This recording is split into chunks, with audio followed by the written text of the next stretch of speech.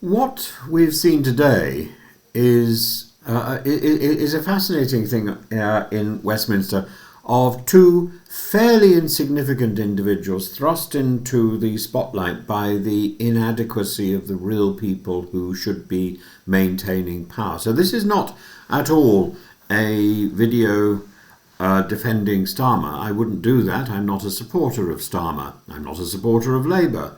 But it's certainly not an endorsement of Andy Burham, and it's certainly not an endorsement of Lloyd Russell-Moyle.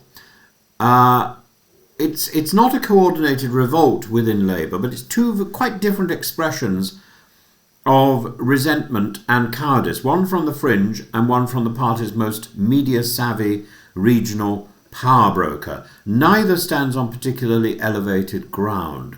Lloyd Russell-Moyle's leap to the Greens is being sold as a principled stand against Labour's alleged drift to authoritarian centrism. This is it's generous to the point of fantasy. His defection is not an ideological earthquake, it's a spectacle and a bid for attention. He claims Labour has become intolerant, cruel on asylum, he's right, morally compromised on Israel and Palestine, and hostile to equality. Yet, this is the same man whose political persona was defined by theatrics, grabbing the Commons mace, shouting about fighting Tories in the streets, and accusing female MPs of bigotry with a level of aggression that crossed lines of decorum and intimidation. He insists Labour froze out the left, but his real complaint is simpler. Labour leadership removed the one thing he values above all, his seat, and they removed it through a suspension which, even if mishandled, exposed him to enough reputational risk that he couldn't stand again. This is not principled rebellion, therefore. It's the familiar script of an ousted figure reinventing himself as a martyr. His attack on Starmer is laced with personal grievance, not ethical argument. He claims the Greens are now the home of progressive politics. In reality, their sudden rise is driven by Labour's own self-inflicted stagnation. Russell-Moyle adds little to that, beyond a media headline and some recycled culture war invective. If anything, his departure helps Labour. The further he is from the party's public image, the more relaxed, moderate voters will feel it is militant's departure in miniature. Andy Burnham's move is crafted with infinitely more skill. He is clever, strategic, and has genuine policy to offer, but today's intervention is nonetheless opportunistic and cowardly. Burham chose the moment Starmer boarded a plane to Johannesburg to launch a full-scale national pitch on housing, taxation, public spending and economic strategy. This is precisely the kind of moment ambitious politicians use when they want to draw a contrast without saying the quiet part out loud. He claims his plan is simply the natural extension of Labour's devolution agenda, yet his £1 billion growth scheme, his criticism of the local housing allowance freeze, his wistful remarks about public control of essentials, his embrace of property tax reform all come at a time when Reeves is staring down a brutal budget and Starmer is juggling crises on every front.